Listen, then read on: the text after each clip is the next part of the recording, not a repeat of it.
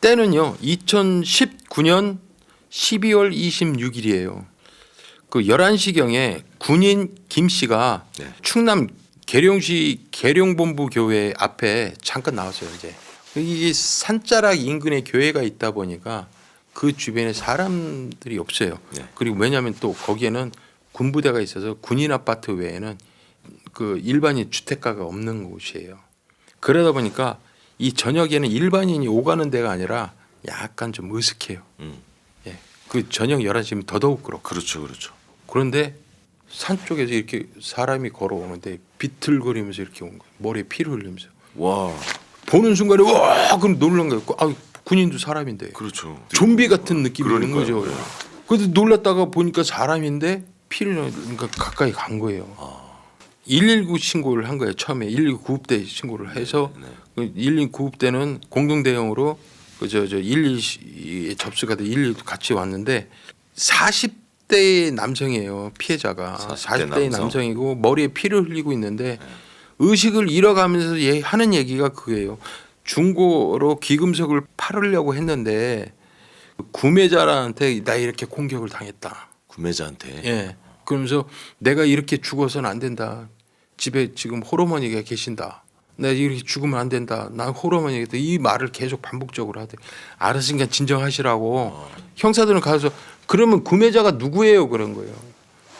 구매자 이름 모른다. 뭐 어떻게 생겼어요? 호리호리라고 마른 척에 20대 중반이라고 얘기를 하더래요. 20대 중반. 예. 그래서 그 얘기를 듣고 건양대학교 중환자실로 바로 후송을 했어요. 네. 피해자분은. 그래서 이제 이 논산 경찰서에서는요 확인해 보니까 결혼을 아직 하지 않은 미혼 44살의 우정태 씨로 확인이 된 거예요. 네, 네. 그리고 이제 집에는 진짜 치매 환자인 어머니 홀어머니를 모시고 사는 친구였어요. 안타까운 거죠. 근데 이제 논산 경찰서에서는 목격자하고 피해자의 증언 희미해지면서 얘기했던 부분 이런 걸로 봐서는 이제 강도예요. 이렇게 돼서 11월 27일 날 논산경찰서는 충남지방청에다가 보고를 해서 광역수사대가 내려와 갖고 합동수사본부를 차려요. 막다른 곳에서 피해자가 비틀거리면서 걸어왔거든요. 네. 산에서. 네. 거기는 CCTV가 없잖아요. 그렇죠. 없다고 생각을 했는데 계룡대 그 시설관리소에 CCTV가 설치가 돼 있는 거예요. 요청을 해서 봤더니 범행 사건 전모가 이렇게 다 확인이 됐어요. 네. 12월 26일 날 10시 16분경에 흰색 차량이 범행 장소로 여기 들어와요. 아, 예. 들어와서 차량 안에가 이렇게 보이는데 뒷좌석에 탄 그 범인이 앞에 운전했던 그 피해자를 뭔가를 이렇게 공격을 해요. 그 다음에 문이 열려요. 운전석 문이 열리고 차 밖으로 나와서 도망가는데 뒤에 탔던 범인이 따라 내려서 계속 머리를 계속 가격하는 게 보이는 거예요. 어떤 둔기를 가지고. 아, 예. 머리를 예. 집중적으로. 예. 그 다음에 이제 피해자가 쓰러져요. 쓰러지니까 피해자의 차량을 강취해서 달아나는 게 보이는 거예요. 예. 이게 보니까 피해자의 증언에 따라서 범행 장소로 피해자를 어떤 이유로 핑계를 대고 그쪽으로 유인한 게 아닌가. 귀금속은 팔러온 피해자를 그렇죠. 예 그래서 이것을 범행 대상으로 삼아서 이쪽으로 유인한 게 아닌가라는 생각이 드는 거예요. 그렇죠. 거기는 뭐가 없으니까. 근데 거기에서 그렇게 했다는 게 도저히 이해가 안 되는 거죠. 차량을 쓰러진 피해자를 내버려두고 범인이 그 흰색 차를 강취를 해서 그 차를 빠져나가요. 빠져나가는데 차량 동선을 따라 추적을 하니까 10시 21분에 이 범행 장소에서 1.3km 떨어진 테니스장하고 체육공원 그쪽 방향으로 차량이 가는 게 보여요. 그래서 형사들이 막바로 그쪽으로 갔어요. 테니스장하고 체육공원 쪽으로. 그래서 보니까 거기에 차량이 확인이 됐어요. 그 차량은 우정태 씨 차량이고요. K5 차량인데. 확인이 됐네요. 예. 근데 그 이제 차량 내 블랙박스는 사건 당일 꺼져 있었던 게 확인이 돼요. 근데 아예 블랙박스 자체가 꺼져 있었어요. 예. 그 과학수사팀이 와갖고 그 지문을 확인을 해봤는데 이 지문도 피해자 지문 외에는 범인 지문이 안 나와요. 어. 그리고 거기는 인가가 없어요. 그리고 개인 건물도 없고 그 체육공원 그 근처에는 그러니까 CCTV가 확인이 안 돼요. 이후에 얘가 차를 버려놓고 어디로 갔는지 행적 추적하기가 좀 어려웠던 거예요. 그래서 여기서 이제 형사들이 가설을 만들어 온 거예요. 얘가 만약에 이렇게 하고 이렇게 갔지 않았을까? 뭐 이런 여러 가지 가설을 하고 거기에 따라서 수사를 하다 보면은 그 가설을 몇 개를 해보는데 범행 장소로 잡았다면 사전 답사를 하지 않았을까? 예? 그럴 수 있으면 사전 답사를 하기 위해서는 여기를 지 차를 가지고 오지 않았을까?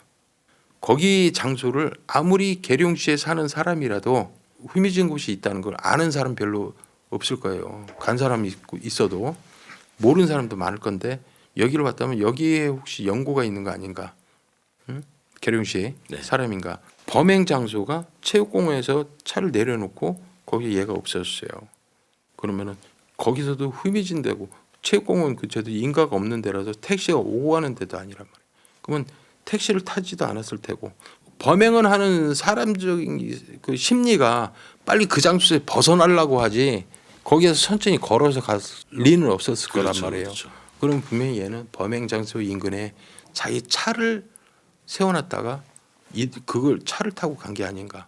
본인이 차량을 운행한 것을 보여지는 거예요. 근데 이 가설 세 개를 가지고 이제 한번 수사를 한번 해보자. 네. 그렇게 된 거예요. 네네.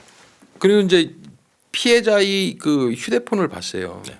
휴대폰을 보니까 중고나라 게시판에다가 금 100돈을 팝니다 하면서 휴대폰에 남아 있는 구매자의 문자도 확인이 되는 거예요. 네네. 그 문자가 보니까 11월 24일 날 저녁 10시에 그 문자가 왔는데 안녕하세요. 금팔찌를 보고 연락드립니다. 네. 직거래 가능하신가요? 라고 물어본 거예요. 네. 그래서 이제 이쪽에서 문자를 보낸 걸 확인했고 그 다음에 다시 10시 55분에 신도안 면사무소에서 거래 가능하신가요? 라고 또 문자가 왔어요. 어라? 신도안 면사무소 거기서 얼마 떨어지지 안 되거든요. 그래서 거기를 이제 형사들이 그 면사무소에 가서 CCTV를 확인해 봤어요. 그 CCTV를 확인해 보니까 12월 26일 10시경에 구매자 차량이 탑승하는 장면이 확인이 돼요. 면사무소에서. 예, 범인이 네네. 롱 패딩을 입고 마스크를 쓰고 모자를 깊게 눌러 쓰고 그 피해자 차량에 타는 게 확인이 됐어요. 아. 그때 네. 그것도 뒷좌석에 타는 것도 확인이 되고요. 네네. 그러면 귀금속을 거래하려고 위장한 구매자의 범행이 얘가 맞구나라고 이제 판단이 쓰는 거죠. 네네. 예. 왜냐하면 또 때릴 때 같이 내려서 때릴 때도 롱패딩이었거든요. 네네. 뭐. 그러면 이 범인이 통화에 문자로 주고받던 이 핸드폰을 통신수사를 한번 해보자. 네. 그래서 통신수사를 했더니 이 휴대폰이 대포폰으로 나온 거예요. 인적사항을 알 수 없는 알수 없는 대포폰으로 분. 나온 네. 거예요. 대포폰으로 12월 24일 날 그 전화 통화가 됐는데 네. 7통화가 걸었더라고요. 7개의 전화번호 통화했는데 피해자를 제외한 나머지 6명한테 전화한 게 확인이 돼요. 그 대포폰으로. 네네. 그래서 이 6명에 대해서 우리가 이제 형사들이 물어봤어요. 근데 이 공통적인 게 중고나라에서 금 판매한다고 귀금속 판매한다는 게시글을 올렸던 사람들이에요. 다 6명이 공통적으로. 그러니까 이 사람들을 상대로 범행 대상을 잡았던 건데 거기에서 이 피해자인 우정태 씨가 이제 걸린 거죠. 걸려든 거네요. 예, 예, 예. 근데 6명의 공통적인 말이 있어요. 통화했을 때 공통적인 게 있냐? 그럼 좀 뭐 다른 게 있느냐? 이렇게 물어보는데 6명이 똑같이 얘기하는 게 뭐냐면 조심스럽게 얘기를 하고 여성스러운 목소리였대요. 남자가. 남자가. 예. 그거는 너무 기억에 남는다는 거예요. 여성스러운 목소리라는 게. 12월 29일 날 비보가 날라오는 거예요. 그 중환자실에 있던 우정태 씨가 사망했다고. 아. 예. 그래서 이제 부검을 이제 했어요. 네. 부검을 했는데 12월 30날 국가수에서 이제 부검을 했어요. 부검이가 하는 말은 두개골 손상으로 인한 과다출혈로 사망한 걸로 이제 추정을 하는 거예요. 근데 형사들이 부검할 때 그 부검 현장 그 형사들이 보거든요. 근데 이제 형사들도 딱 봤는데 이 머리에 찍힌 그 상처를 보니까 예리하게 깊게 찍힌 흔적이 너무 많은 거예요.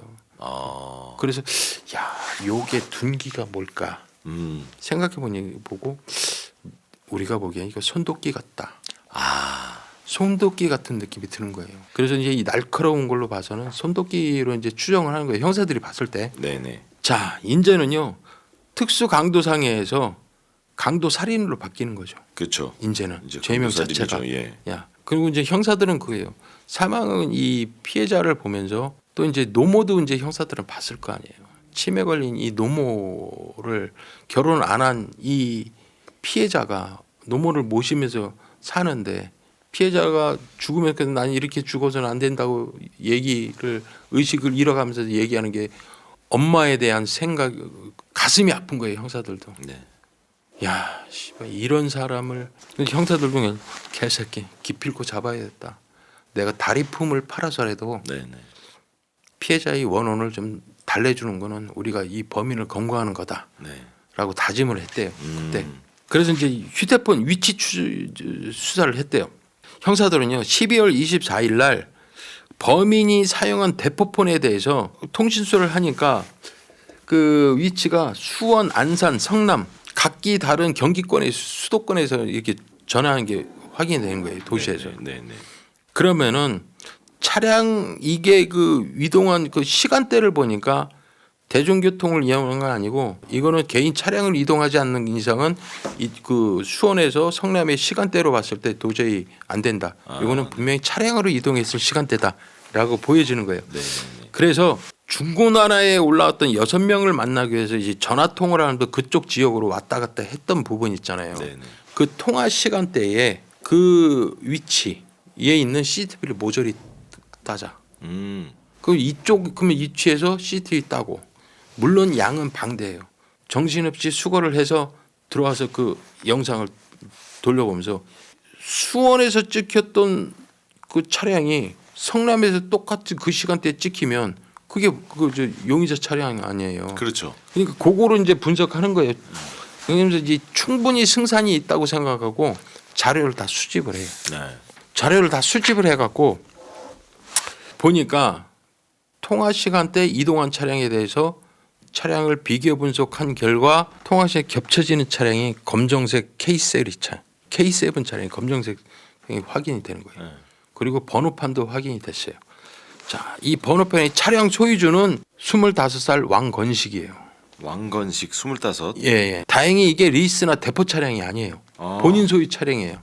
여기 피해자가 사망하기 전에 중얼거렸을 때 예. 나이대가 20대 중반이라고 그랬잖아요. 그렇죠. 그러니까 이 왕건식이거나 아니면 이 왕건식이 차량 소유주의 차량을 왕건식이 친구가 탔거나 둘 중에 하나구나라고 이제 판단을 하는 거예요. 그렇죠. 그래서 이제 차량 이동 동선 수사를 해봤어요. 네. 이 차량으로. 그랬더니 경기권을 내려왔다면 고속도로를 분명히 밟고 왔을 거다라는 판단에 고속도로에 있는 CCTV를 확인해 보니까 이 K7 차량은 12월 25일 날 오전 7시 02분에 네.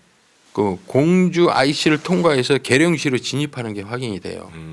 그 K7이. 네네. 그랬다가 범행 이후의 시간은 12월 26일 날 저녁 11시에 국도를 이용해서 계룡시, 공주 동학사, 예. 세종, 평택, 수원 순으로 이게 올라가는 게 확인이 됐어요. 예. 범행 후에는 국도를 해서 간 거고요. 자, 얘를 수사를 하려면은 일단은 얘에 대한 전과 관계를 확인해 봐야 되잖아요. 네. 그래서 이제 전과 관계를 확인해 봤어요. 왕건식이 전과에 대해서. 근데 전과가 아무것도 없어요. 전과가 없어요. 네. 그런데 네. 경찰 전산망에 대구 한 경찰서에서 어느 사건의 중요 인물로 등록이 돼 있는 거예요. 그걸 이제 그걸 보니까 확인해 보니까 금 거래 관련된 범죄 때문에 중요 인물로 12월 6일 날 그 중고래에서 그 순금 판매자를 연락해 갖고 순금을 거래를 했는데 거래할 때 준 돈이 위조 지폐예요. 근데 그 위조 지폐도 본인이 직접 거래한 게 아니라 아르바이트생을 고용해서 아르바이트생한테 위조 지폐를 전달하고 순금을 받아오게 한 거예요. 그걸로 지금 현재 대구에서는 수사 중이더라고요. 야, 그러면은 이 차주가 범인이구나. 왕건식이. 예, 왕건식이 범인이거라고 판단이 되는 거죠. 그렇죠. 자, 그래서 광주대 형사들은요. 12월 25일 날 계룡시에 진입한 왕건식의 K7 이동 동서를 한번 추적해 봤어요. 추적해 봤더니 25일 날 아침 7시 47분에 계룡시에 진입을 해서 범행 장소인 그 군 간부 아파트, 네. 테니스장, 네. 신도원 면사무소 이 순으로 해서 1시간가량 사전 답사한 게 확인이 돼요. K7이. 이 새끼가 사전 답사한 게 맞구나. 확인이 된 거죠. 그래서 그다음에 12월 25일 날 8시 47분에 계룡시 모텔에서 주차를 한 게 확인이 돼요. 주차를 하고 후드 차림으로 그 모텔에 들어가서 체크인하는 게 확인이 된 거예요. 네네. 이후에 26일 날 오후 4시 43분에 짐을 챙겨서 모텔에서 빠져나와요. 예. 그다음에 K7을 타고 자기 승용차를 타고 CCTV를 보니까 사각지대인 야구에 있는 어느 주차장 체육공원 있잖아요. 네네네. 거기서 얼마 떨어지지 않은 야구장 주차장에다가 주차하는 게 보여요. 그다음에 간 게 이제 그렇게 하고 거기서 오래 있었나 봐요. 네. 그러다가 9시 53분경에 마스크를 쓰고 모자를 쓰고 롱 패딩으로 걸어 나오는 게 보이는 거예요. 그러더니 군 간복 수소를 지나는 장면이 확인이 찍혔고요. 네. 근데 거기 걔가 그 들고 간 보스턴 백이 있었는데 거기에는 이제 범구가 들어 있었던 거죠. 손도끼나 가방이 안에. 분명히 들어 있었던 거예요. 아마도. 그렇게 하고 26일 날 9시 59분에 면사무소 앞으로 피해자 그 우정태 씨 차량이 들어오니까 네. 거기 뒷좌석에 이놈이 타는 거예요. 그러니까 이제 피해자는 직거래라고 생각하고 갔는데 이 왕건식이는 계금소 강취를 위해서 탄 거죠. 그렇죠. 그게. 네. 자, 범행 이후에요. 이 범행 그 장면도 이제 우리가 확보를 돼 있잖아요. 네. 그다음에 계룡시를 빠져나갔고 얘가 12월 27일 날 범행 26일에 했잖아요. 27일 날 새벽 1시 51분에 한 모텔 투숙하는 게 장면이 확인이 돼요. 그리고 숙박 요금을 왕건식이가 내는 장면이 선명하게 찍힌 거예요. 왕건식이가 맞는 완전히 똑같다. 진술 네. 확보한 사진하고 네. 왕건식이가 그 요금 낼 때 그 얼굴하고 확보하니까 딱 동일인으로 확인이 된 거예요. 왕건식이 틀림없구나. 네. 다시 한번 또 확인을 하는 셈이죠. 자, 실제 휴대폰이 확인된 것도 지금 추적 수사 중인 게 있다. 그래서 대구에서 그 자료를 제공해 줬어요. 그래서 자료 제공해 준 걸 보니까 그 범행 시간대 그리고 사전 답사했던 시간대에 딱 맞춰서 충남 계룡시 범행 장소에 다 떠요. 그러니까 왕건식이가 틀림없구나. 네. 하고 맞네요. 완전히 이제 맞는 거죠. 이게 두 번째 이제 증거 자료 되는 거고. 네. 그래서 왕건식이 본인 휴대폰의 위치 추적을 한번 확인해 봤어요. 그랬더니 경기 수원시 권선구 권선동으로 위치가 떠요. 근데 27일 날 안사동으로 이동했다가 다시 수원시 권선구 권선동으로 뜨는 거예요. 위치가. 네. 그러면 얘가 수원시 권선구 권선동에 있는 거 아니야? 야, 막바로 가자. 네. 그래갖고 충남청 광역수사대는 막바로 이제 12월 31일 날 권선구에 갔어요. 가갖고 급하게 출동해서 보니까 모텔촌인 거예요. 싸그리다. 그 근처가. 거기가 네. 다. 야 뒤지자. 뿔뿔이 흩어져 갖고 다 뒤지는 거예요. 이제. 예. 아침 일찍 도착했어요. 왜? 얘는 보통 애들이 아침 일찍은 안 움직이잖아요. 그렇죠. 잦아요. 잠잘 거 다 쳐자고 나중에 한 12시 넘어서 일어나 갖고 움직이니까 오전에 이 작업을 들어가야 되는 거예요. 그래서 뒤지는 거예요.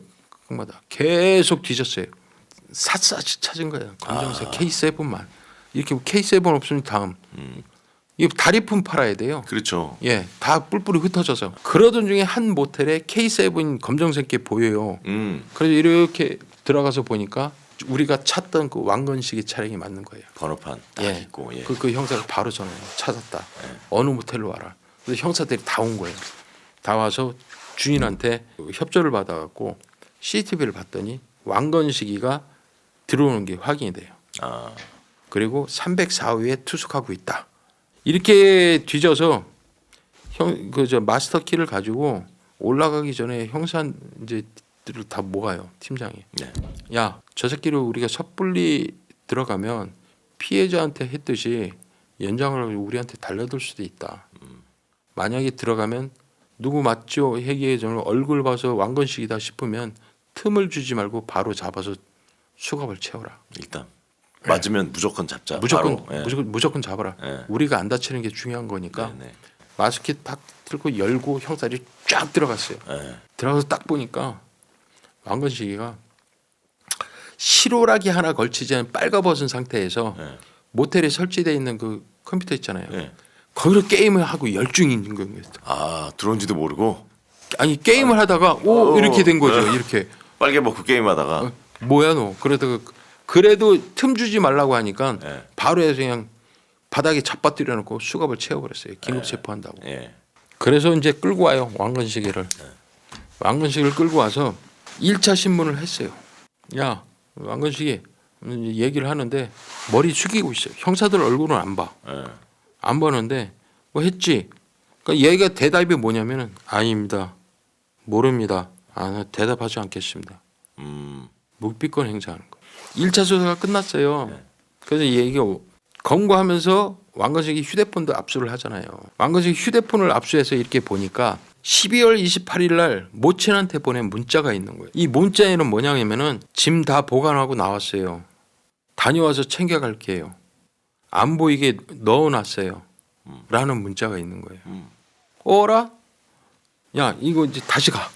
그래갖고 1월 2일 날 이제 2020년이 됐어요. 해가 바뀐 1월 2일 날 다시 광주대 형사들이 다시 이제 수원시 권성구에 있는 모친 집으로 가요. 네. 오후 2시 40분에 모친 집에 가서 압수수색을 한 거예요. 30분 동안. 네. 30분 동안 하다 보니까 침대 프레임에 보건 피해품으로 보이는 귀금속을 발견을 한 거예요. 아. 예, 거기서. 아, 네. 예. 그래서 귀금속을 발견을 했는데 금팔찌 2개, 금반지 2개, 금목걸이 2개. 금목걸이를 제외한 금반지하고 금팔찌가 그 보증서가 있었어요. 보증서가. 예. 그래서 이 보증서를 확인해 보니까 대전 서구 도마동 소재의 두 곳의 금은방이 확인이 돼요. 그래서 금은방 주인한테 이거 확인을 물어봤어요. 피해자가 모친을 모시고 와서 금을 사준 게 확인이 됐어요. 어머님 모시고 와서 어머님 한다고 금 사준 거예요. 그만큼 지극정성이었던 거예요. 효자였네, 효자. 예. 그 중고나라에 이걸 팝니다라고 나왔잖아요. 네. 그게 보니까 똑같은 피해품이 동일한 걸 확인을 했어요. 그러니까 이 그 피해품이 맞다는 게 맞는 인정이 거네요. 된 거죠. 예. 그래서 이제 이걸로 해서 왕건식을 상대로 구속영장을 신청했고 구속영장이 발부가 됐어요. 네. 자, 2차 조사를 들어갔어요. 니네 집에서 이 피해품이 나왔어. 네가 강취한 거 맞잖아. CCTV도 확인되는데 그랬더니 왕건식이가 그거는 길에서 주웠대요. 거짓말 퍼레이드가 또 나오는. 예, 그걸 길에서 주웠대. 예. 아니, 완전 이 새끼도 예. 보통 새끼는 아니죠. 그러네요. 초범인데 예. 오히려 엉뚱한 애들이 초범도 있어요. 이렇게. 근데 이 새끼가 그래놓고 1월 6일 날 왕건식이가 구속영장이 나는 인정 못하겠다. 그래갖고 구속 적부심 신청을 해버린 거예요. 네. 구속 적부심 하면 뭐예요? 어떻게 해야 돼요? 다시 판사에다 데리고 가야 돼요. 데리고 가는데 팀장이 걸리는 거예요. 가면서 아유 저 새끼 나이도 어린 놈의 새끼 저 자기 자식벌 됐나 봐요. 그럴 수 있죠. 예.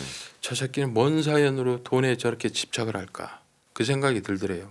그래서 야 나오면 이제 앞으로 그런 짓 하지 마라. 너 검찰청 가면은 이제 앞으로 너 내가 못 보는데 자식 같아서 얘기하는 거야. 응? 절대 이러면은 너 이거 큰일 난다. 그러지 마라 이 새끼야. 그리고 이제 데려가서 구속적부심 하고 다 유치장에 넣어놨는데 구속적부심은 기각이 됐어요. 당연히 뭐 기각이죠. 뭐 이게 뭐 영상이나 그렇죠. 귀금속이 다 확인이 됐는데 그죠. 그렇게 하고 그 다음 날이 됐는데 출근을 했는데 팀장한테 전화가 온 거예요. 여보세요. 아 유치장에 누구입니다. 유치장 직원이 전화. 왕건식이가 팀장님과 전화 통화를 하고 싶다고 그래서요. 어. 그래 한번 바꿔줘 보세요. 그랬어요. 예. 근데 전화 통화를 하는데 팀장님 제가 모든 거 다 얘기할게요. 음. 그때와 돼서 네. 거기서 자백을 한다는 거예요. 떨리는 여성스러운 목소리로 자백을 하더래요. 살인은 했지만 죽일 생각은 없었다 이거예요. 살인은 했지만 죽일 생각은 없었다. 나는 기절을 시킨 다음에 귀금속은 강취할 생각을 했지 그렇게 살인할 생각은 없었다고 얘기를 해요. 그래? 알았어 한번 얘기를 해봐. 사건 전모를 들어보니까 왕건식은요 이 돈 때문에 이제 범행을 했는데 돈 때문에 왜 범행을 했냐라고 물어보니까 왕건식이는 여호와의 증인의 신자였어요.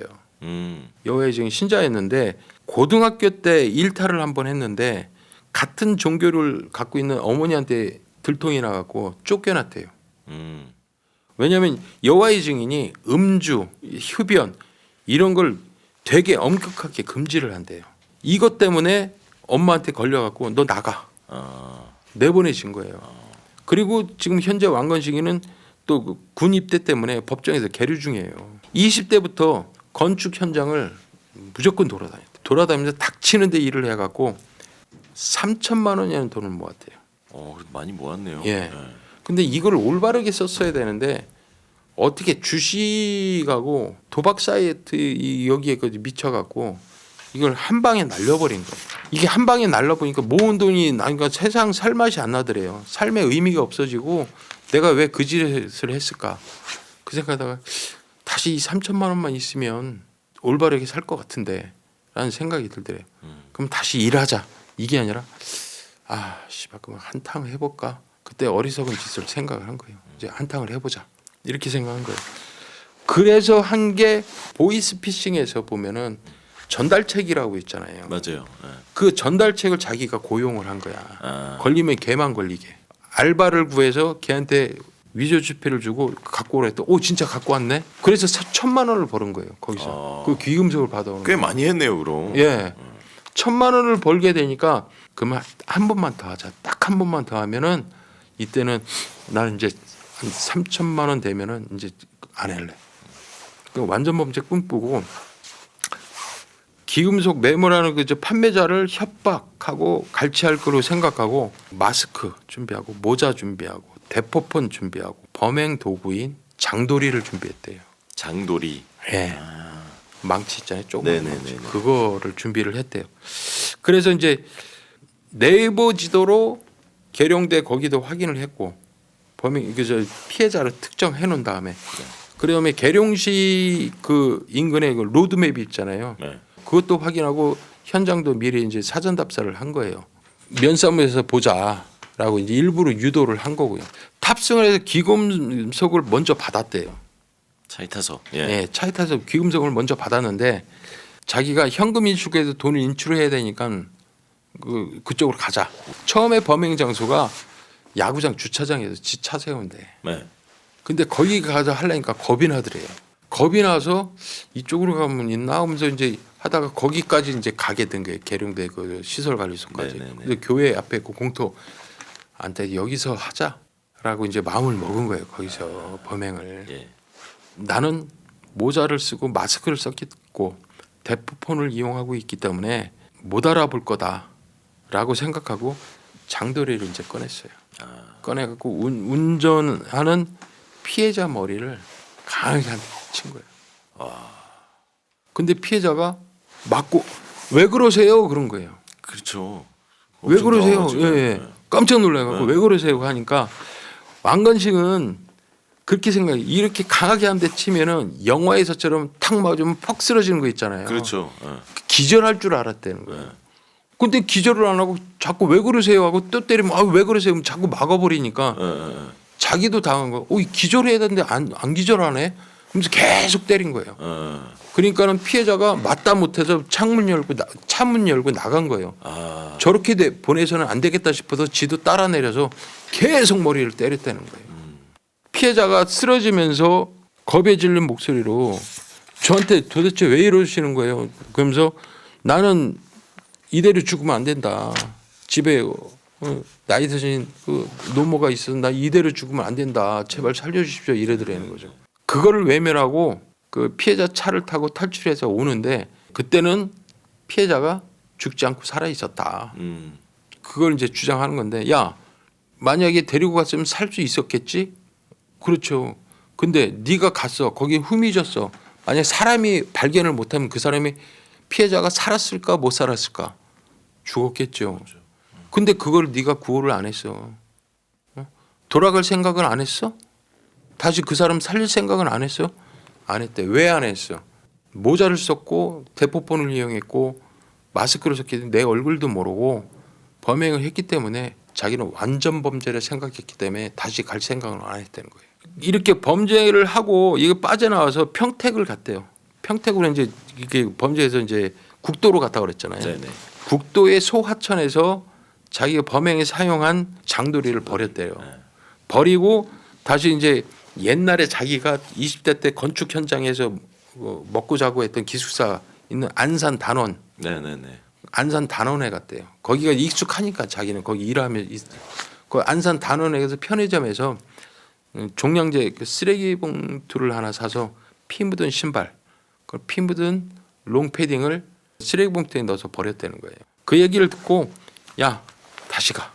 그래서 평택 소하천 가갖고 물속을 다 뒤져버린 거예요. 다 뒤져서 범행에 사용한 장도리 압수를 합니다. 아, 찾았어요? 예, 찾아요. 그 얘기 듣고 그냥 가갖고 어디냐 해갖고 물속에 들어가서 직접 찾은 것도 이게 사진이 나왔어요. 지독하죠, 우리도. 예, 가만히 안 있죠. 그리고 1심에서는요 징역 40년 나왔어요. 40년이요? 예.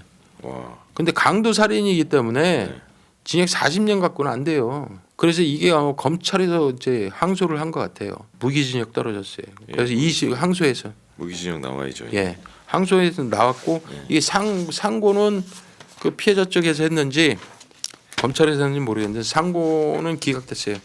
그래서 무기징역 확정 판결 됐습니다.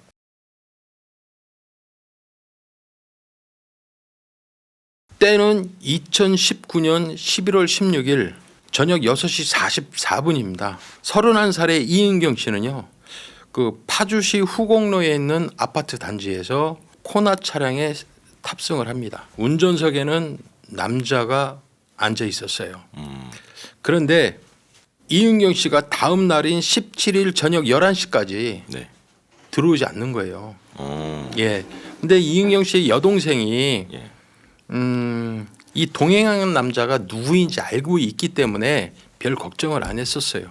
그랬는데 그 전에도 언니하고도 외박도 하고 늦게 오고 그랬기 때문에 그렇게 생각을 했었던 거예요. 그런데 아니 다음 날 저녁 11시까지 안 들어오니까 그게 걱정되는 거예요. 왜? 그 다음 날 18일 날이 그 병원 진료 얘기 돼 있고 진료 병원이 끝나면 같이 언니하고 여행 가기로 돼 있거든요. 그러니까 이제 그 여동생은 언니한테 문자를 했어요. 언니 왜 이렇게 안 들어오냐라고 문자를 했는데 보니까 안 읽어요. 문자를. 그래서 에이 전화 한번 해보자. 그럼 전화를 했더니 전화는 꺼져 있는 상태로 나오는 거예요. 그러니까 이제 야 이거 무슨 일이 있는 거 아니야? 라는 이제 생각이 드는 거죠. 그쵸. 그래서 11월 17일 저녁 11시 48분에 112 신고를 합니다. 자, 112 신고하니까 파주경찰서 여청과 실종수사팀에서 사건을 접수를 받아요. 그래서 여동생 실종 신고를 하고 위치 추적을 해보니까 11월 16일 날 저녁 9시 40분에 탄현역 인근에서 전원이 꺼진 상태로 나오는 거예요. 11월 18일 날 곧바로 관할서인 일산 서부경찰서 여청수사과로 사건을 이송합니다. 자, 이송받은 여청수사과에서는 그 내연 관계인 김기태라는 사람하고 같이 나가서 이렇게 연락도 없고 이렇게 되고 최근에 싸웠다는 얘기를 들으니까 이게 강력 사건하고 연관된 게 아니냐. 그래서 이게 회의 끝에 일산 서부경찰서 강력 4팀으로 사건이 배당됩니다. 예. 그래서 이제 강력 4팀에서 수사를 한 거예요. 네네. 근데 그 강력 4팀의 형사들이 그 여동생을 상대로 물어보니까 이은경 씨하고 그 같이 동행한 김기태라는 사람이 네. 연인 관계라는 거예요. 그 차를 예. 같이 타고 갔던 예. 그 친구를 얘기하는 거죠. 잘 알고 있는 거예요. 그러니까 2018년도에 출판 유통업 회사에 같이 직장 동료로 갔는데 친한 동료 사이였다가 내연 관계로 이제 이어진 거예요. 근데 이 김기태라는 사람은 유부남이었어요. 그 2019년도에 그 들어서 갖고 퇴사를 하면서 김기태가 개인 회사를 차렸어요. 출판 유통업을 차렸고 거기에서 이은경 씨가 회계 업무를 도와주고 있었던 부분이에요. 같이 예. 계속 있었네요. 예. 근데 둘 사이가 그렇게 좋은 거는 아니었어요. 이제 2019년도에 들어서 싸움이 많이 일어난 거예요. 근데 이제 최근에도 싸움이 났는데 그날 김기태가 만나자고 해서 이은경 씨가 나온 게 아니라 이은경 씨가 먼저 전화를 했대요. 전화를 해서 나 저녁에 그 탄현역 가야 되니까 나 데리러 와. 그래서 그 이은경 씨 아파트로 김기태가 찾아갔다는 얘기를 하는 거예요. 이거는 뭐 당연히 김기태를 불러다가 이제 참고인 조서를 받아봐야죠. 그래서 이제 그 강력 4팀에서는 11월 20일 날 김기태를 참고인 출석을 요구를 했어요. 냉철하고 네네. 좀 바늘로 찔러도 피 한 방울 안 나올 것 같은 감정에 흔들림 없는 그런 느낌이 들는 거죠. 그러니까 형사는 야 저거 쉽게 건드려서는 안 되겠다 싶으니까 별거 아닌 것처럼 이은경 씨가 만나서 어떻게 거기까지 갔어요? 연락이 안 돼서요. 그러면서 이제 편하게 이제 얘기하면서 둘의 관계를 자꾸 말 나오게 한 거예요. 그래서 이것저것 얘기할 때 그러면 하면서 이제 형사들이 한 번씩 툭툭 건드려 봐요. 이은경 씨가 거기 내린 거 분명합니까? 라고. 그러면 이제 아니 그러면 내가 안 내렸다는 거 있어요? 왜 그렇게 얘기해요? 이거 흥분한다는 얘기거든요. 그러면 이제 좀 감정의 흔들림을 모습 한번 보이게 해보려고 건드려 보면은 아니 내린 거 사실이고요. 그러면서 걔가 이제 진술을 하는 대로 그냥 조사를 받았는데 근데 이제 일단은 김기태인지는 아닌지 모르니까 그렇죠. 일단 이제 진술을 받아봤어요. 네. 그랬더니 김기태가 하는 말이 11월 16일 날 오전 10시에 자기한테 전화가 왔대요. 자기한테 전화가 와서 이은경 씨가 예. 나 저 탄현역까지 태워다 줘. 저녁 때 와서. 네. 6시 20분에 이은경 씨 그 아파트에 도착을 했고 25분에 이은경 씨를 태우고 아파트 후문으로 나와서 탄현역에 7시경에 도착을 했다는 거예요. 그래서 거기서 한 10분 동안 얘기를 하고 그 탄현역 인근의 버스 정류소에 내려주고 자기는 7시 20분에 낚시를 하고 싶어서 청평교 방향으로 갔다는 거예요. 근데 그 고양 IC를 타기 전에 자기가 그 편의점에서 생수를 하나 사 먹었는데 그거는 뭐 정확한 시간도 모르겠다 그렇게 진술을 하는 거예요. 그래서 이제 김기태한테 어느 방향으로 어떻게 갔는지를 물어봤어요. 당신은 그럼 고양 IC를 타고 어느 방향에 어떻게 갔냐 물어보니까 자기는 고양 IC를 타고 외곽 순환도로를 해서 의정부에서 포천 방향으로 갔다는 거예요.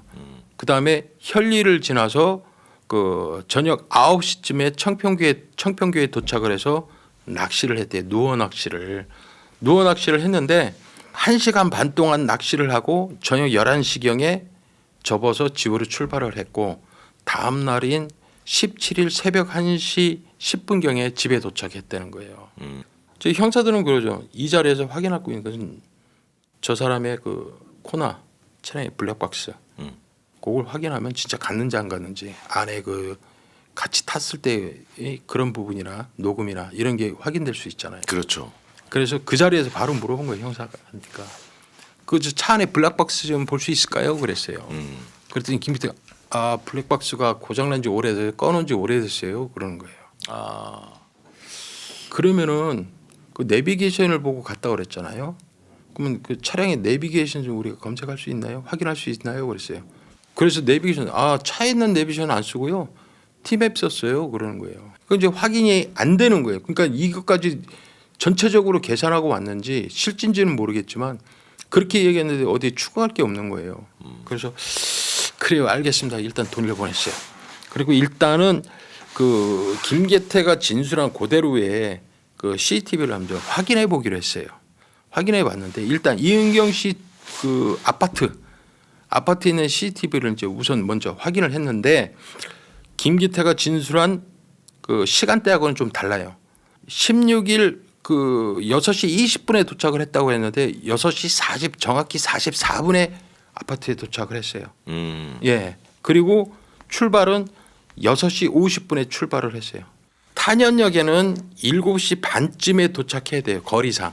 탄현역의 인근에 CCTV를 아무리 찾아봐도 김기태의 코나 차량이 보이지가 않는 거예요. 단연역으로 들어오는 게. 예. 그리고 탄현역 인근에 저 버스 정류장이 다 비추는 데를 다 봤는데 전혀 안 보이는 거예요. 그래서 반경을 더 넓히는 거예요. 조금씩. 그래서 7, 8km까지 반경을 넓혀서 그 CCTV를 확인했는데 김기태의 차량이 안 보이는 거예요. 그렇게 2시간을 헤매면서 형사들이 확인한 게 일산 서구의 어느 한 빌딩 주차장으로 들어오는 게 확인이 된 거예요. 코나 차량이. 예. 그 시간이 그 저녁 7시 14분에 거기에 들어오더라고요. 7시 14분에. 예. 그래서 이제 여기에서 이제 김기태의 거짓 진술이 하나가 나온 거잖아요. 근데 이 정도 가지고는 이제 깰 수 없는 거죠. 여기서 이제 뭔 일이 있나? 그거 이제 자세히 봤어요.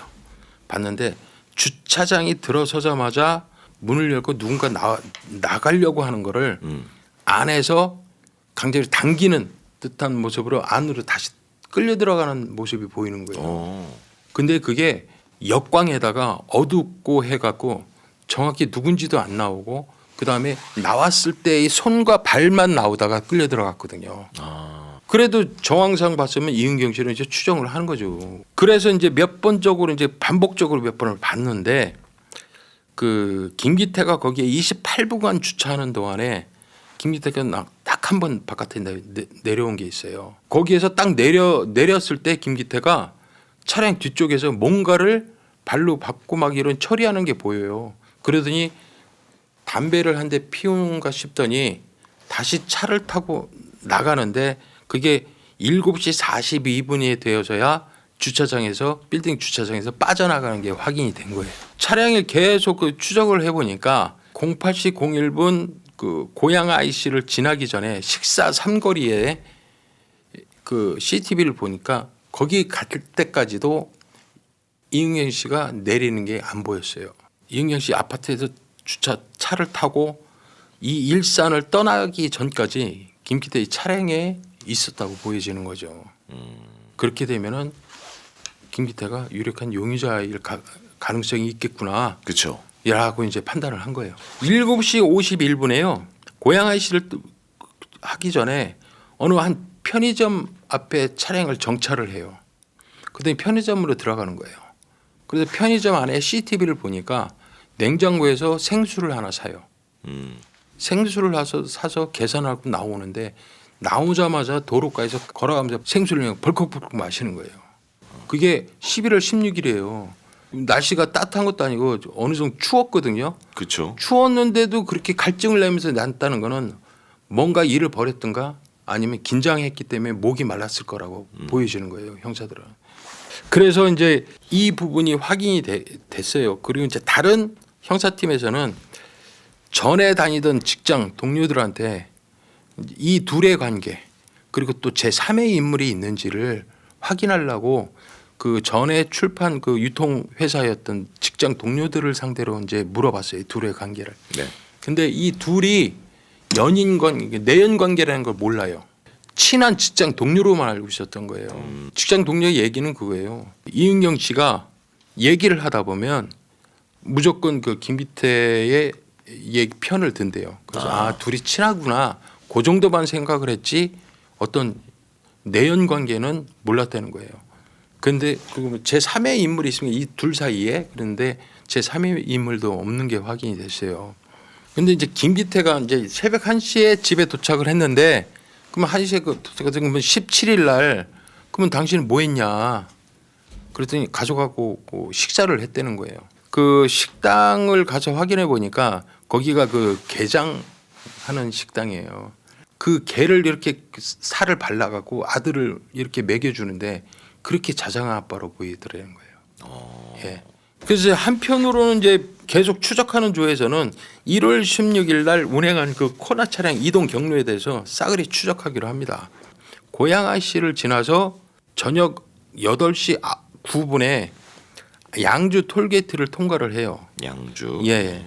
그리고 저녁 8시 43분에 포천 민락 IC를 지나요. 민락 IC를 지나는데 포천 서패 교차로 사거리에서 딱 끊겨요. 그런데 거기서부터 시골이잖아요. 그리고 그 CCTV 위치가 역광을 이렇게 비추고 있어서 차량의 정확한 차종이 안 나오는 거예요. 그러다가 8시 57분에 김기태 차량이 포천에서 가평 방향으로 이동하는 것을 확인을 했어요. 아 확인했네요. 예. 9시 저녁 9시 13분에 어느 한 낚시터에서 골프장 방향으로 지나가는 게 보여요. 근데 지나가고 그 뒤로는 CCTV가 없어서 확인이 안 되는데 그 이후에 1시간 30분이 지난 후에 그 차량이 10시 45분경에 다시 골프장에서 낚시터 방향에 다시 오는 게 보이는 거예요. 근데 낚시터 근처에 차량을 정차하더니 개울가에다가 뭔가를 버리는 게 보이는 거예요. 얘가 그 버린 것뿐만이 아니라 심지어 이제 지 양말까지도 벗어서 개울가에 버리는 거예요. 야 이거 거기다가 저 1시간 30분 안에 뭘 했을까? 당일 누워 낚시를 간다고 청평교를 간다고 하는데 청평교가 아니 엉뚱한 장소로 왔단 말이에요. 저 가평에가 있고. 예, 그러니까 이게 두 번째 거짓말을 한 건데 이것도 이제 물어볼 필요는 있는 거죠. 그리고 CCTV가 없는 곳에서 1시간 30분 있다가 왔는데 거기서 뭘 했냐는 얘기예요. 이거는 형사 직감이고 누구나 일반인들 봐더라도 살해한 피해자를 거기다가 안 매장한 게 아닌가, 매장한 게 아니야. 유기했을 가능성이 있다고 보여지는 거죠. 이후에 이제 김기태의 차량을 다시 확인을 했더니 10시 59분에 항살이라는 곳에 슈퍼에 잠깐 정차를 해요. 정차를 하는데 화단이 길쭉하게 돼 있는 데가 있는데 거기를 올라가서 뭔가를 막 버리더니 발로 막 밟는 게 보여요. 버리고 그 다음에 라이터로 뭘 태워요. 저게 뭐지? 라고 이제 판단을 한 거예요. 근데 이제 형사들이요. 딱 요거만 뭐냐. 그러면 이 항사리까지 가고 막 그랬으면 그 가평이 있는 데까지 다 CCTV를 봤다는 얘기 아니에요. 그렇죠. 그럼 형사들이 그거만 보고 딱 오느냐. 혹시 얘가 다시 여기에 다시 올 수도 있잖아요. 그래서 그 교차로의 사거리부터 해서 다시 한번 쭉 훑어보는 거예요. 그 다음에도 또 왔는지를 보려고. 보다 보니까 이틀 후인 11월 18일 날 이 네. 차량이 다시 보여요. 오. 18일 이거 김기태 차량 아니야? 얘가 왜 다시 여기를 왔지? 다시 한번 추적을 해본 거예요. 그랬더니 11월 18일 날 저녁 10시 56분에 다시 낚시터에서 골프장 방향으로 가요. 그랬다가 11시 36분에 다시 골프장에서 낚시터 방향으로 지나가는 게 보여요. 다시 이틀 후에 와서 하는데 저녁 11시 38분에 그 항사리 슈퍼 있잖아요. 네. 그 슈퍼에 정차를 하더니 이틀 전에 자기가 긴 화단 위에 올라가서 뭘 밟고 그랬잖아요. 그 근처를 막 뭘 찾아요. 뭐 찾다 못 찾고 결국엔 차를 타고 다시 빠져나가는 게 보이는 거예요. 야, 요거 봐라. 그게 이제 이상하잖아요. 그래서 이제 자 일단은 저 참고인으로 다시 2차 조사를 받자. 이거 확인한 걸로. 네. 그래서 이제 김기태를 이제 불러요. 근데 진술 이 토대로 다 확 오픈하는 게 아니라 걔 진술에 틀린 부분 있잖아요. 네네. 그 부분만 이제 물어보는 거예요. 청평교 간다더니 엉뚱한데 가평 쪽으로 갔던데 그게 어떻게 된 거냐. 요 정도만 물어보는 거예요. 그리고 첫 번째는 그거예요. 당신 그저 탄현역 앞에 버스 정류소에 내려준다고 했는데 어느 빌딩 그 주차장으로 들어가다가 내려주는 거 없던데 어떻게 된 거냐. 그러면은 딱 형사들이 확인했구나 하면 눈빛이라도 흔들려야 되는데 그게 없어요. 그때요. 말이 길어져 갖고 그 안에서 뭔 짓을 했지 우리가 이제 나가서 담배 피우고 이런 거를 얘기를 안 했어요. 그러니까 28분 있었는데도 10분 동안 얘기하다가 그 나왔어요. 나와서 한 5분 거리에 있는 그 도로에 펜스 있는 데다가 거기서 내려주고 간 거예요. 그런 거예요. 눈 하나 깜짝 안 해요. 흔들림도 없고 그래요. 자 그런데 왜 그 청평교가 아니라 양주 쪽으로 왔냐.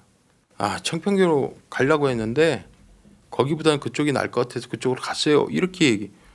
그럼 왜 처음부터 우리한테 아니 내가 잘못 얘기할 수도 있죠. 뭐 그걸 가지고 그렇게 얘기를 하시냐. 그게 뭐 크게 잘못된 거예요? 얘기를 하는 거예요. 그래요?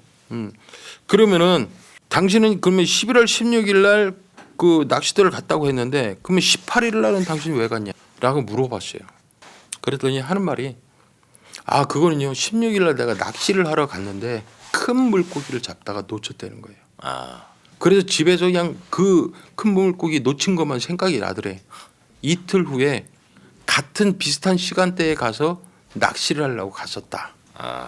그래놓고 그 일산 서부경찰서에서는요 11월 23일에서 24일 양 이틀간에 걸쳐서 가평경찰서에다가 그 관할 가평경찰서에다가 공조수사 요청을 해요. 그 낚시터에서 골프장 가는 방향 그리고 낚시터 앞에서 그 강가에다가 뭘 버린 거 네. 그거 이제 수색 그리고 항사리 슈퍼 앞에 화단 길게 있는 그 위치에서 뭘 밟았던 그런 부분에 대해서 수색 좀 해달라고 공조 요청을 한 거예요. 네네. 그 수색한 지 이틀 된 11월 24일 날 오전 11시에 아주 중요한 걸 발견합니다. 4장의 신용카드가 나온 거예요. 신용카드 내장. 예. 근데 신용카드의 영문이 예. 이은경으로 되어 있는 거예요. 그 걔가 밟은 게 그 신용카드를 밟은 거 집어넣은 거죠. 그 신용카드 4장 사이에 이은경 씨의 운전면허증도 있었던 거예요. 그 주변에는 뭔가 태운 흔적도 있어요. 이제 이걸로 봐서는 끝인 거예요. 이은경 씨를 살해하고 매장한 게 분명하다. 완전히 확신이 들은 거죠. 그렇죠.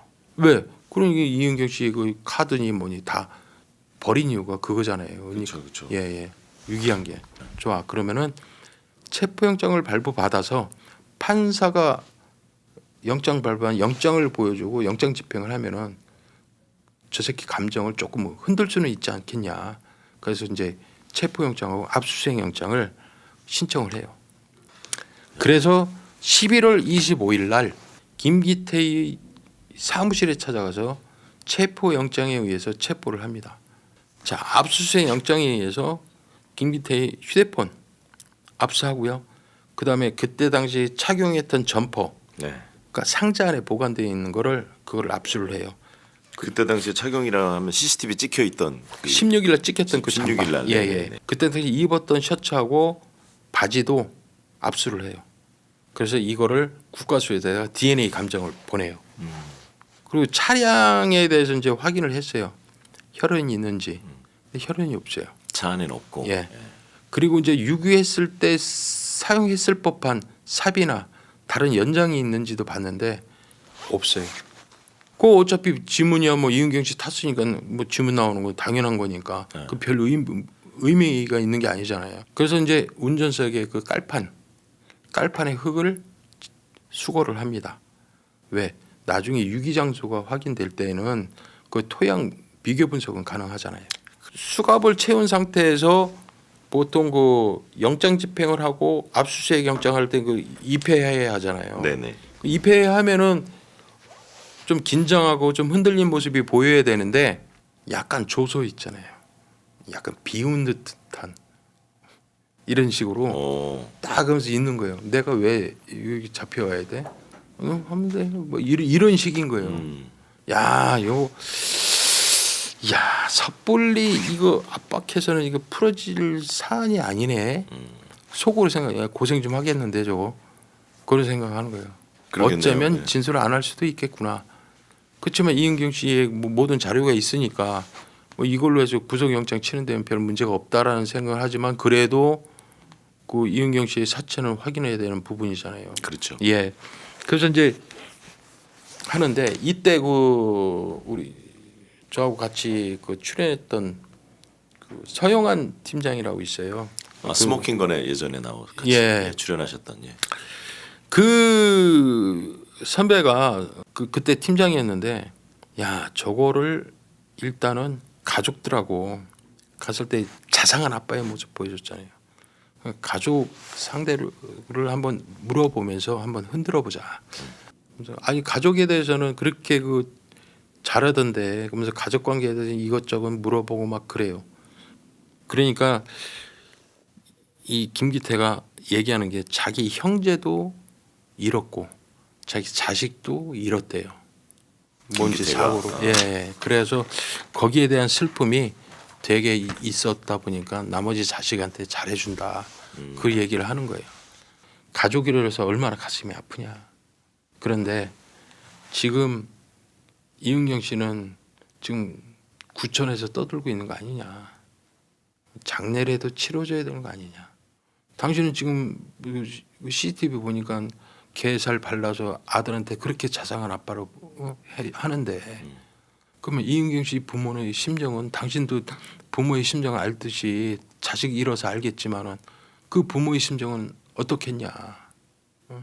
이 감정을 흔들어 보니까 김기태가 약간 비웃던 비아냥거리던 그 모습이 오늘 사라지는 거예요. 그러니까 거기서 이제 흔들림을 받았나 봐요. 근데 가만히 있어요. 형사님, 저 담배 하나만 주세요. 담배. 얘가 지금 흔들렸구나. 피라고 담배를. 담배. 예. 최영현 팀장이 딱 물어봐요. 묘지가 있는 산 쪽에 묻었습니까? 아니면 계곡지에 묻었어요? 딱 물어보니까 한 두목을 더 빨아요. 그러더니 산이요. 산에다 묻었다고 얘기를 하는 거예요. 최영현 팀장은 나와서 거기서 이제 수색하는 쪽에다가 전화를 해요. 산 쪽이다. 그러니까 산 쪽을 한번 수색해봐라. 묘지 위에 산 쪽으로. 네네. 그렇게 얘기를 한 거예요. 그쪽에다가. 그리고 이제 조사를 했는데 김기태의 얘기는 그거예요. 11월 16일 날 그 탄현역까지 태워다 줄 때까지는 별 문제가 없었대요. 김기태가 빌라를 하나 1억 4천만 원 주고 처분한 게 하나 있어요. 그거를 뜬금없이 이은경 씨가 나 그거 4천만 원은 내 지분이니까 줘라 그런 거예요. 그러니까 김기태가 아니 그게 왜 네 지분이야? 그랬더니 이은경 씨가 하는 말이 얘 얘기니까 뭐 전체로 맞는지는 모르겠지만 이은경 씨가 그러더라는 거예요. 첩으로 사는 것도 억울한데 이 정도는 내가 받을 권리가 있는 거 아니냐. 그렇게 얘기를 하더래요. 그래서 김기태는 단칼에 거절을 했죠. 말도 안 되는 소리 하고 있어. 왜 줘 내가. 이렇게 된 거예요. 그래서 싸움이 커졌대요. 싸움이 커지다 보니까 그 이은경 씨가 김기태 뺨을 한 대 때렸다는 거예요. 주차장 안에서. 예. 네네. 뺨을 한 대 때렸는데 그 뺨을 때렸을 때 운전석에서 내리려는 여자가 때리고 도망가려고 하는 걸 잡아 끌어서 그렇게 됐는지 그건 몰라요. 그건 이제 자기 주장이니까 틀릴 수도 있어요. 근데 그래서 화가 나갖고 160도 안 되고 좀 마른 체형인 그 이은경 씨의 목을 졸랐대요. 차 안에서. 예. 목을 졸라갖고 숨이 깐당깐당하는 거 보이더래요. 그때 119에 신고하고 심폐소생술을 했으면 또 모르겠는데 내버려뒀대요. 깐당 하면서 이제 숨을 이제 고르는 게 적어질 때까지 내버려둬가 결국에 사망하는 것까지 봤. 그 다음에 딱 보고 이은경 씨 그 휴대폰 있잖아요. 휴대폰을 갖고 나와서 차량 뒤에서 발로 밟아서 깨트려 버린 거예요. 그게 움직였던 뭔가 한 게 그거예요. 예, 그거예요. 그 다음에 바깥에 나서 이제 속이 타니까 담배 한 대를 피운 거예요. 담배 한 대를 피우고 차를 타고 이제 이동을 한 거예요. 예. 근데 말싸움을 하고 이렇게 해갖고 살해를 했을 때 119에다 빨리 신고를 했으면 더 큰 사고가 안 벌어졌을 텐데 이렇게까지 돼버리니까 그게 문제가 된 거죠. 그런데 이 피해자를 안매장해야 되겠다는 생각이 들더래요. 숨겨야겠다 이제. 예. 근데 숨길 장소가 어디냐라고 생각을 했는데 자기 선친묘가 있는 가평으로 이제 생각한 거예요. 그쪽이 야산 쪽은 자기가 좀 아니까 아는 곳에. 예. 그쪽에 가서 묻어야 되겠다는 생각에 그쪽으로 갔다는 거예요. 그쪽으로 가서 사체의 옷을 다 벗기고 그리고 양손으로 흙을 팠대요. 네. 11월 달이면 땅이 많이 굳었을 텐데 양손을 흙을 파고 묻었다는 거죠. 거기다가. 그리고 그때 그 범행에 뭐 사용했는지 소형 칼, 등산용 칼하고 옷을 낚시터 있는데 그 강가에다가 버린 게 자기 양말하고 버렸을 때 그때 거기다 버린. 그 다음에 그 슈퍼 앞에서 카드하고 운전면허증을 땅에다가 그냥 발로 밟은 거고, 그 다음에 주민등록증을 그 라이터로 태웠대요. 거기서 그리고 18일 날 가만히 생각해 보니까 아씨 운전면허증을 그냥 버리는 게 아닌데 라는 생각이 들어서 18일 날 다시 찾아간 거래요.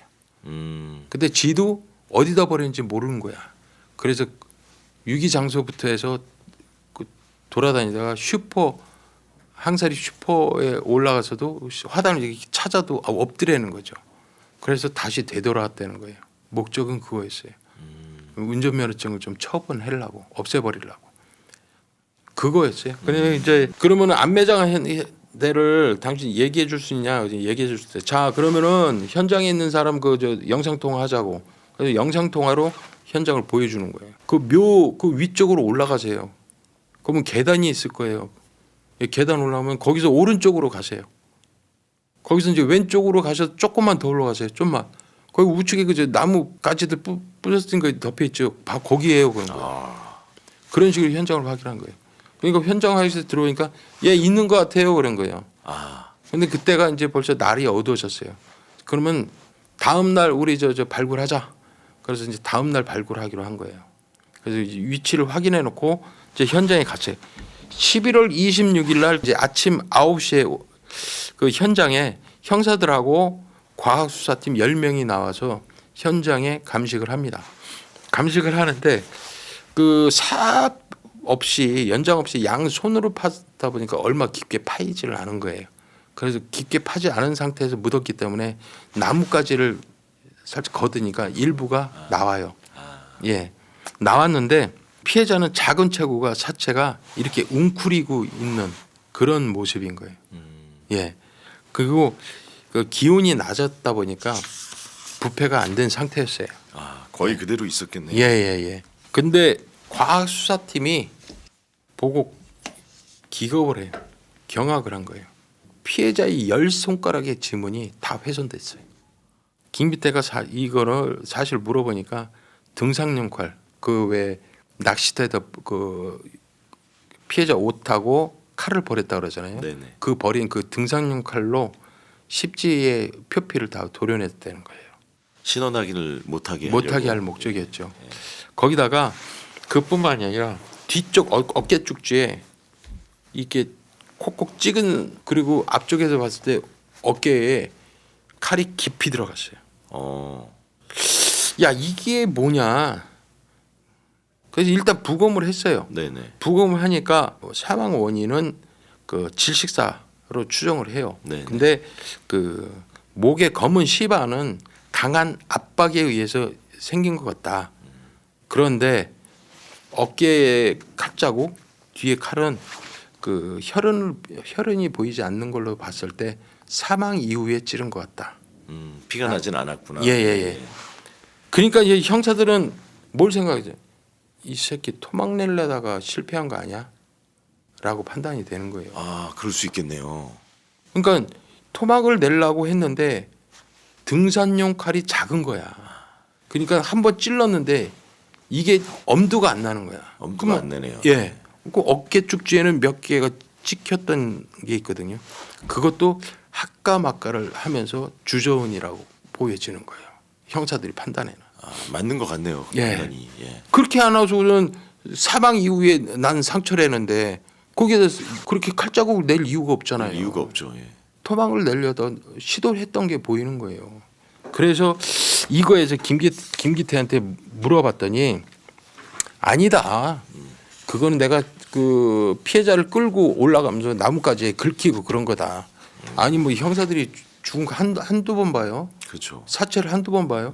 저게 칼에 찔리고 나뭇가지에 긁힌 거 일반인도 알겠네. 그걸 말 같지도 않게 거짓말을 하는 거예요. 야 이거 사체 훼손 이거 가중처벌 받을까 봐 그런 건데 이미 가중처벌 받을 건 벌써 손가락 훼손해서 다 드러난 거예요. 그렇죠. 그건 뭐 굳이 그렇게 할 필요도 없는데 그러다 보니까 야 어차피 당신은 이걸로 다 그 도려낸 거 부분이 인정되기 때문에 그렇다. 그러니까 토막 내려다가 안 했으면 안 했다고 하면 되는 거지 왜 그걸 거짓말하냐? 진짜 그럼 칼자국이죠. 그건 자기도 모른다 이거죠. 그래 넌 그대로 가. 그렇게 된 거예요. 그다음에 김기태는 구속 송치를 했고요. 네. 11월 8일 날. 그다음에 이후에 사체는 가족한테 인도가 됐고 장례를 치르고 인천 앞바다에 유골을 뿌렸다고 합니다. 아, 예, 고인의 명복을 진심으로 빌고요. 그다음에 1심 때 무기징역 나왔어요. 무기징역. 예. 근데 1심 때 무기징역이 나왔는데 항소를 했나 봐요. 그런지 이제 변호사를 선임했는지 항소심에서는 징역 25년 나왔어요.